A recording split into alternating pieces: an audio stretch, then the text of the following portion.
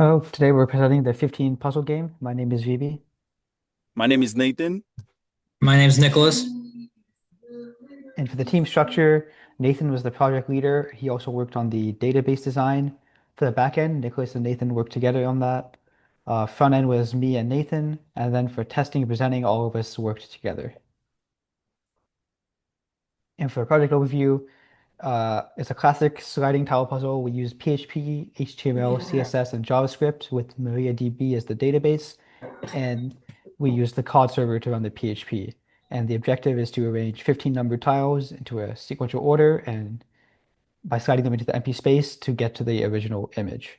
And we used animations and a custom background image.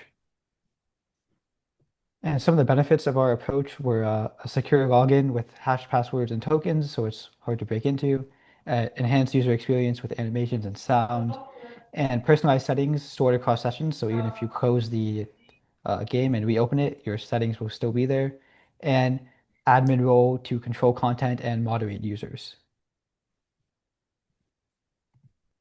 And so the objective was to build a functional game with the core shuffle mechanics. So shuffle, a cheat button if you decide to give up. We needed sound, a timer, and transitions, and a simple UI and UX, mostly styled with CSS. And some of the challenges we ran into were cookies and cache issues where it would not load the game properly, and different URL paths with COD during testing. And for specific challenges and solutions that we had, managing personalized states across sessions. So we stored the preferences in the database and then fetched them for the specific user on login.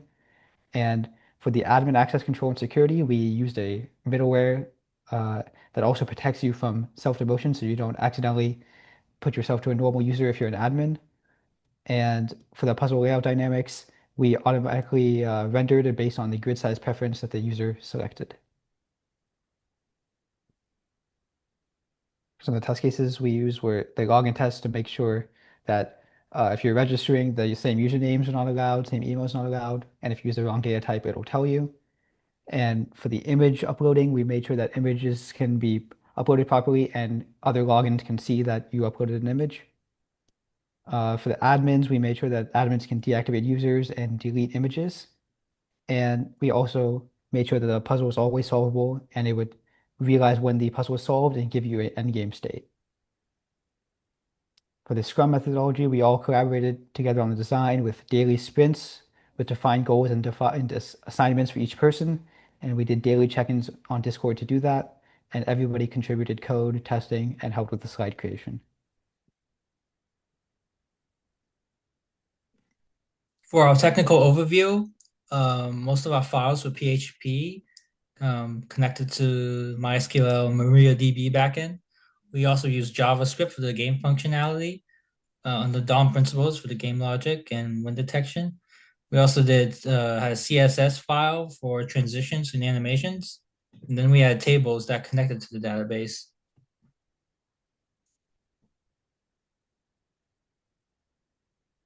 For the database, what we did was implement based on what was given to us. For example, the users database stores the login credentials, the timestamps.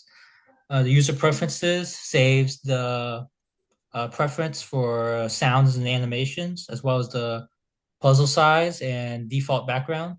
And then game stats, it tracks the amount of moves and time it took for you to solve the puzzle, as well as win, loss, and date. And then background images manages the files uploaded by the users and their ID.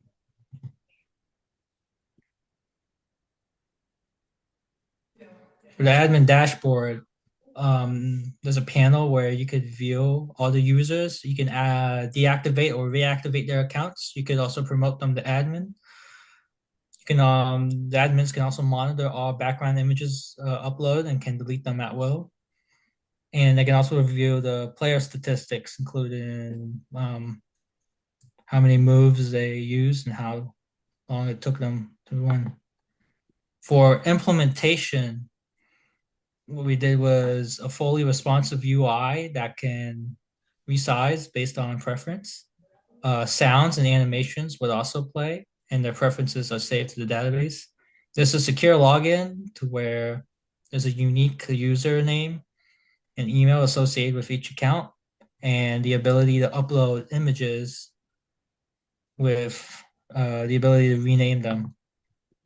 So for the key features, we have an end of game notification. We have the ability for multiple tiles to slide at once, animations, the game time move number, different background sizes, different background images, different puzzle sizes, and then the cheat button that can be activated at any point after you start the game. And for some feature sets, we from the requirements, we did, I believe, 1, 3, 5, and 6. So one's the user accounts and secure authentication. 3 is the customizable game experiences with the preferences that persist. And 5 is the admin role, which I already described. And 6 is the ability to upload your own images and rename them.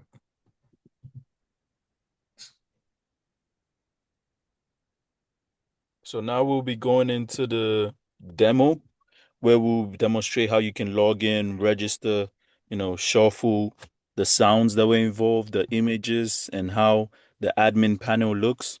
And I'm just gonna switch my screen to right here, which is the game. So I'm gonna take you into the login page right here. And then this is the login page. This is the first thing you're gonna see. So if you don't have an account, what you can do is create one. And then in the process of creating, it has to be a unique name. So if the username is already taken or the email is already taken, it will tell you that you can't use that name because it's already taken. So here the email name is already taken. So you have to create a new name. So since it's a new profile we're doing, I'm just gonna start with new, and then put an email that hasn't been used before, create a password for it, and register. And then it takes you to the login page so you can actually log in with that um account you just created, which is new.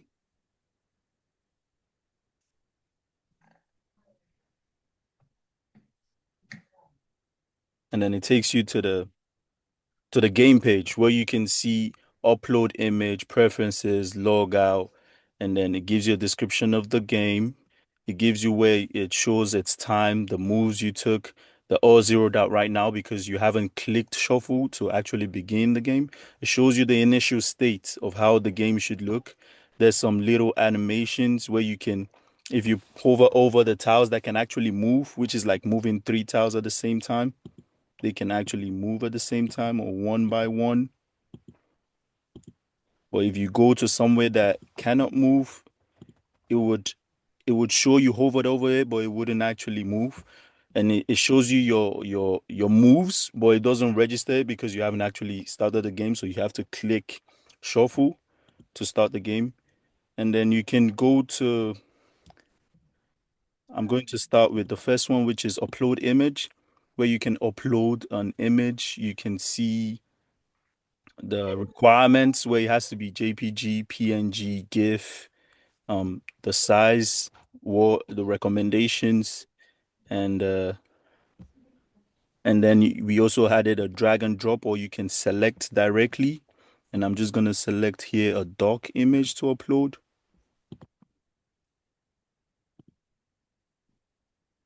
Or a hippo image, and then I'm gonna rename it as big hip.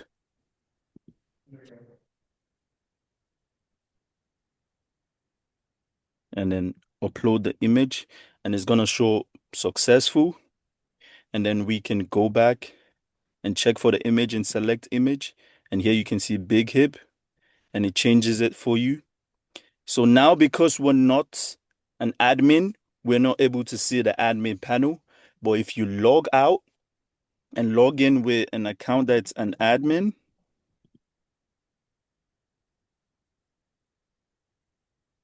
there you go. You'll be able to see the image. And if you notice, the image is from this admin and the other one is different because the admin has a preference which he sets in the preferences where you can choose the image you want as your default image, if you want sounds with it, if you want animations, if you the size you want, and that was saved already, so that's why it's showing. So now if I click a tile, hear the sound with it, you see?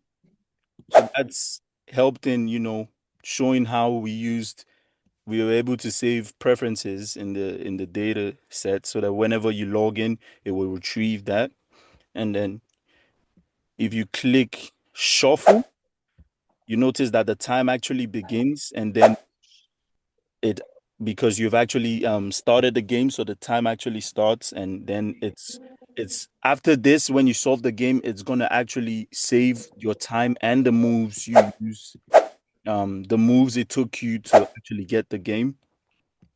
And then you can use cheat, which is maybe you're playing and you get stuck or you get tired of the game and you're like, I can't do this no more. You can press cheat.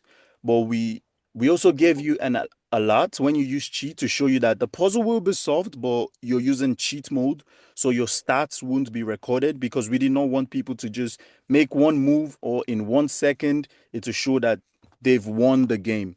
That's not how we wanted people to actually play the game. We wanted people to actually be involved in the game. So when you close it, it's gonna show you how it should look like. A little animation there to like reverse it and show you how it should look like. So now it's gone back to a state where it hasn't begun. So you have to actually click shuffle again to begin and actually solve it yourself. So I just wanted to show you that. And then now we're gonna show you the admin panel, which is one of our most complex panel. We put a lot of time into this, where it shows you like my group members have also said, where it shows you like you player management, so you can deactivate, you can activate, um you can promote to admin, you can demote to player. It shows you who's been activated, it shows you the roles, it shows you the name and the emails. Then you can also see the uploaded background images that's been uploaded. You can disable it if you feel like it's, image that people shouldn't be able to see. You can delete it too. And then initially we were having issues with like the names because it was just giving you a generic name. So we had to add a specific table, a section in a table that would take in the name, which you were able to see the in the upload image, sorry, where he says enter display name for puzzle. So when you put it in here, it saves that display name and then shows it as the display name here for the picture. And then if you scroll lower, you would see the game statistics. So the players, how many moves it took them, who had the most times, who had the fewer times and how many moves. It shows you their default images that they set as the background. And then it also shows you the date in which all this took place. I know it's all showing August because it's been very recent. We were testing it and all that. So this is all the accounts.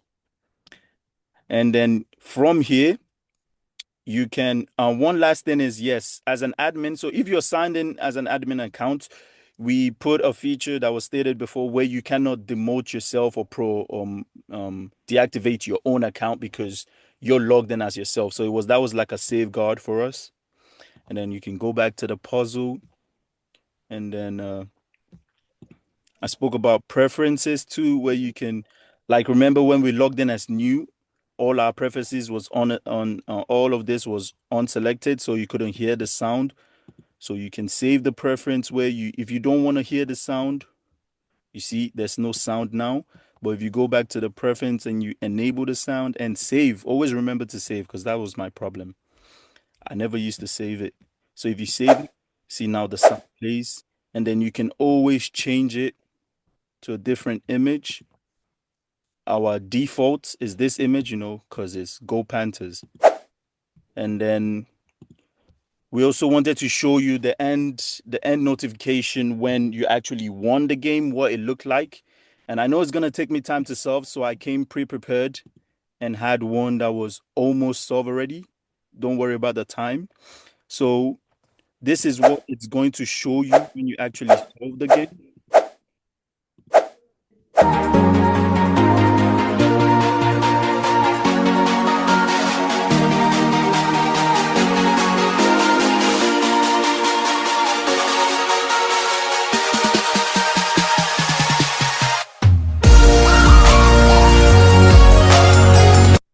There you go. That's a little sound play for you. I know you like sound effects and the rest. So we added the sound for you, to play. And then you can actually play again, which would reshuffle the game and you start all over. Or you can press the close button, which will just close the game. And then it would show you the current time. It will still show you the same interface, but like the game has stopped, it's solved. And then here it shows you the stats, your stats. I know my the page was loaded for a long time, so that's why it's showing this, because it was going to take me a whole lot of time to solve it in one run, and I didn't want to waste that time in our presentation, so that's why it took that long. And then it shows you the overall best in the whole database, who has the best time, who has the how many moves it took him, and who the player name of the person. So this is everything about Oh shit. Here we go again. a little sound effect again I put for you guys. So this is basically how our game work, how we put it to come out. Um yeah, so our final remarks is we did our best to complete every single major Rubik's which was required. We tested it multiple times. Like we spent hours. That was basically what we were doing, spending hours testing it across multiple users, across multiple sessions, making sure that it was not just one-sided person testing it.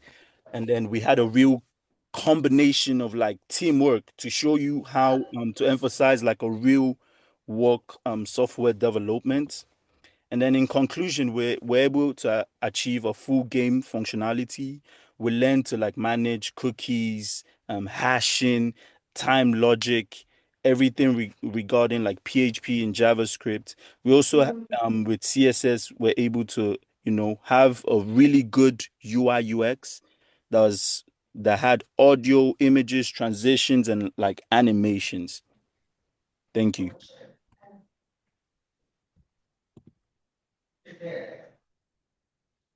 And that is it, guys. We're done. Big, big, big. Okay, wait. You stop the recording or?